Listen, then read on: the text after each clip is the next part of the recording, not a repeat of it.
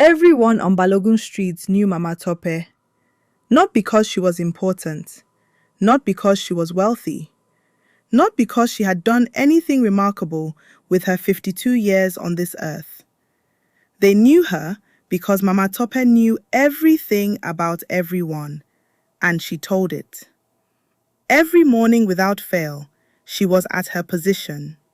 The wooden bench outside her provision store, 2 doors from the compound gate. The perfect location from which the entire street was visible in both directions. From that bench, she had watched and catalogued and distributed the private information of every family on Balogun Street for 11 years. She knew which husband came home smelling of perfume that was not his wife's. She knew which family had not paid their rent in 4 months. She knew which daughter had come back from university with something her parents had not been told about yet. She knew which marriage was ending before either person in it had said it out loud. She did not keep this information. She gave it away, freely, generously, with the enthusiasm of someone who genuinely believed that sharing was caring. Her neighbor, Mrs. Coker, had not spoken to her sister in 3 years because of something Mama Tope had said. The young couple in flat 4 had moved out quietly in the middle of the night, partly because of something Mama Tope had said. The woman everyone called Auntie Rose had cried for 2 days in her apartment because of something Mama Tope had said. Mama Tope knew all of this and felt, genuinely, that none of it was her fault. She had simply shared what was true. What people did with truth was their own business. On a Thursday morning in April, her daughter Tope, 26 years old, returned from Abuja 3 months ago, the one person on the entire street who had never been the subject of her mother's reports because there was simply nothing to report, came and sat beside her on the bench. "Mummy," Tope said. Said Mama Tope, watching Mr. Adebayo from number 12 walking toward the bus stop with a woman who was definitely not his wife. "Someone told me something yesterday," Tope said. "About you." Mama Tope turned from Mr. Adebayo. "About me? Who?" "It does not matter who," Tope said. "They told me that you had a child before Daddy, before the marriage, a boy, that you gave him away." The bench went completely silent. Mama Tope's face did something that Tope had never seen her mother's face do in 26 years. It went still. Not the still of composure, the still of a person who has been struck somewhere they did not know could be reached. "That is a lie," Mama Tope said. Her voice was different. "Is it?" Tope said quietly. A very long silence. "Who told you?" Mama Tope said. Not a question, something else. "It does not matter," Tope said again. "Is it true?" Mama Tope looked at the street. She looked at it for a long time. The Lagos morning continued around her, a generator starting up somewhere, a hawker calling out prices, the ordinary noise of a life she had built carefully around a thing she had buried so deeply she had almost stopped knowing it was there. "Yes," she said finally, her voice barely there. "It is true." His name was Kunle. She had been 19.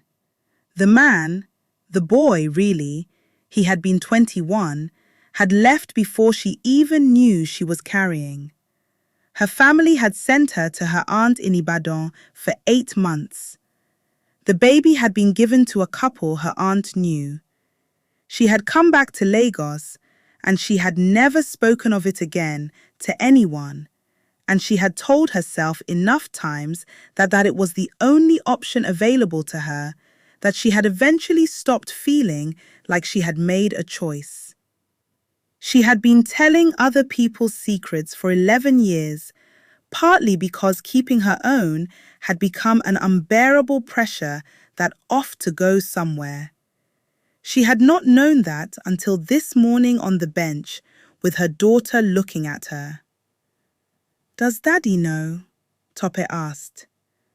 "No," Mama Tope whispered. Another knowing. "Mummy," Tope said carefully, "the person who told me, they said that Kunle has been looking for you, that he found the record from Ibadan, that he is 27 years old now, and he has been looking for his mother for 2 years." Mama Tope turned and looked at her daughter. "He found you," Tope said simply. "He asked me to tell you that he does not want anything from you. No explanation, no apology. He said he just wants to see your face once. Just once. That is all." Mama Tope put her hand over her mouth. She sat on the bench outside her provision store on Balogun Street with her hand over her mouth, while the Lagos morning continued completely indifferently around her. The woman who had spent 11 years telling everyone else's most painful secrets was now sitting inside her own, and it was the most alone she had ever felt. Tope reached over and took her mother's hand. They sat there together on the bench for a long time without speaking. The street moved around them. Neighbors passed. Some of them glanced at Mama Tope, this woman who knew everything about everyone, sitting there with her hand in her daughter's hand and something on her face that nobody on Balogun Street had ever seen before. She looked human. Not the woman on the bench who catalogued and distributed and commented. Just a woman, 52 years old, who had made choices that cost her something she never finished paying, who had spent years pouring other people's pain out into the street because her own was too heavy to carry alone. Just a woman who had a son she had never stopped thinking about. 3 weeks later, Mama Tope's provision store was quieter than usual. She was still there on the bench. She still saw the things she saw, but she had stopped telling them. Not dramatically, not with an announcement. She had simply stopped. When Mrs. Fashola came and sat beside her and began the usual conversation, Mama Tope listened and then said, "I don't think that is our business," and looked at the street. Mrs. Fashola had stared at her. On a Saturday morning, a car pulled up outside the compound. A young man got out, 27 years old, medium height, her jawline, her eyes, carrying a small bag, and stood on the pavement looking up at the street sign to confirm he had the right place. Mama Tope was on the bench. She saw him before he saw her. She stood up. Her legs were not completely steady. He turned and looked at her. He looked at her face.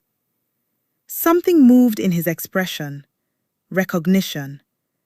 The recognition of a face that matched a description, that matched something he had been carrying for 2 years of searching. He did not speak first. She did. "Kunle," she said. One word. His name in her mouth for the first time since she had whispered it to herself alone in Ibadan 27 years ago, and then spent decades trying to unlearn it.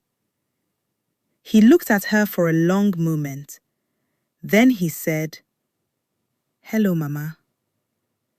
And the woman who had spent 11 years talking did not say another word for a very long time. She simply opened her arms, and he walked in. The neighbors who saw it from their windows and their gates and their own benches said nothing that day. For the first time in 11 years, something happened on Balogun Street that Mama Tope did not narrate for anyone. Some things are too important to share. Some things you keep.